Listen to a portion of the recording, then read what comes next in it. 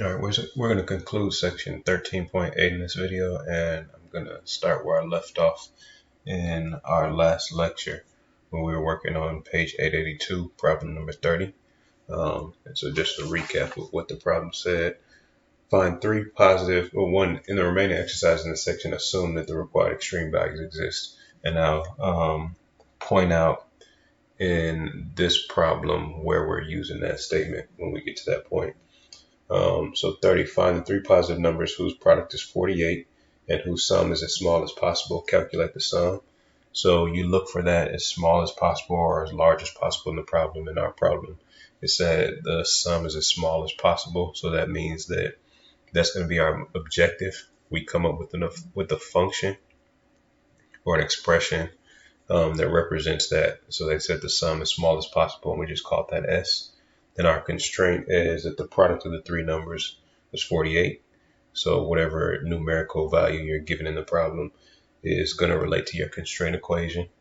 So then, because we know how to do these, find extreme values for functions of two variables, what we do is we solve the constraint for Z, substitute that back into the objective, and now we have a function of two variables that we're trying to make as small as possible. So now that we have this function, we can go and find the critical values that correspond to this function. So that means we need to find the partial of f with respect to x, which is equal to 1, and then plus 48 times 48 over y, 48 over y is going to be a constant, and that's then this is x to the negative 1. So when we take the derivative of that, then we're going to get negative 1x to the negative 2. So we would have minus our constant, which stays there, 48 over y, and then times x to the negative 2. So put the x squared down there in the denominator, and then f sub y is going to be similar. F sub y equals 1. This is going to be minus 48 over x y squared. So now we have this system of equations. We set up a system of equations, So we set this equal to 0 and that equal to 0, and we need to solve. So 1 minus 48 over yx squared equals 0. And we need 1 minus 48 over x y squared to be equal to 0. So this equation here, we move this negative term over to the right hand side and multiply both sides by yx squared. This just gives us yx squared equals 48, and this gives us xy squared equals 48.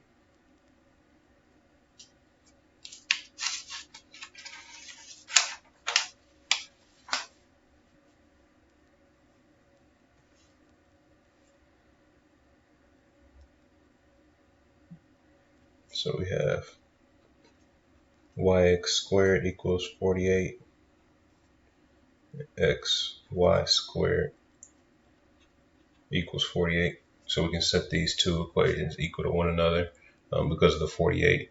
So we have y x squared equals x y squared, or moving all this to the left side, we get y x squared minus x y squared equals 0. And we can factor out an xy from both of these, which gives us xy times x minus y equals 0. Now that tells us x equals 0, y equals 0, or x minus y equals 0. So x equals 0, or y equals 0, or x equals y. Now, from the nature of our problem, we established early on that neither x nor y can be 0, because remember, the product of the three numbers x times y times z has to be equal to 48. So neither of those can be 0, which means these are our critical points. Now, we have that x equals y gives us our critical points. So we have infinitely many critical points. So whatever, 1, 1, 2, 2, 3, 3, so forth and so on. But we also have the restriction that we have to keep in mind for z. So we take this x equals y and we substitute that back into either one of these equations here. So it's going to give us the same thing. So I take this and I put it back here. That gives me x cubed equals 48.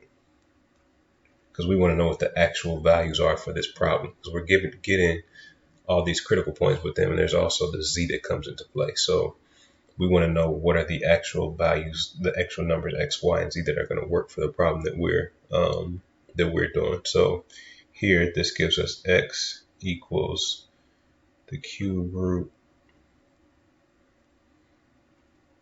of 48, which equals y, and we still have to find our z. All right, so actually, I think I lied about that implementing critical points. X equals y, but I forgot about this restriction as well. So we'll only have the point root, the cube root of 48, the cube root of 48 would be the only thing that we would get there.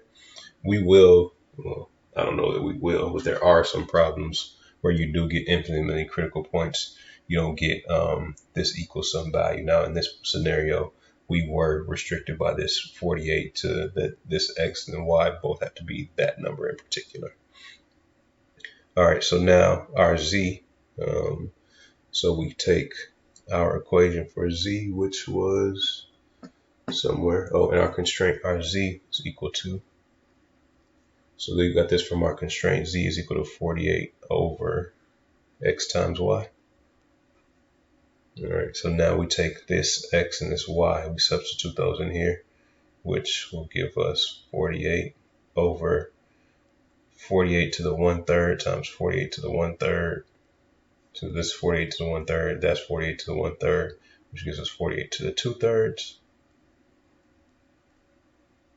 And that's 48 to the 1 over 48 to the 2/3. So that's 48 to the 1 minus 2/3, which is just 48 to the 1/3 again, which is the same thing as x and y. So we get x, y, and z are all 48 to the 1/3. And they asked us find the three positive numbers whose product is 48 and whose sum is as small as possible. So we have x, y, and z. They all are the same number. And then it says calculate the sum. So our sum s is equal to x plus y plus z, which is just 3 times the cube root of 48. All right, so that concludes section 13.8. So I tried to do one of each type of problem that you'll encounter in that section. And then our next video, we'll start section 13.9.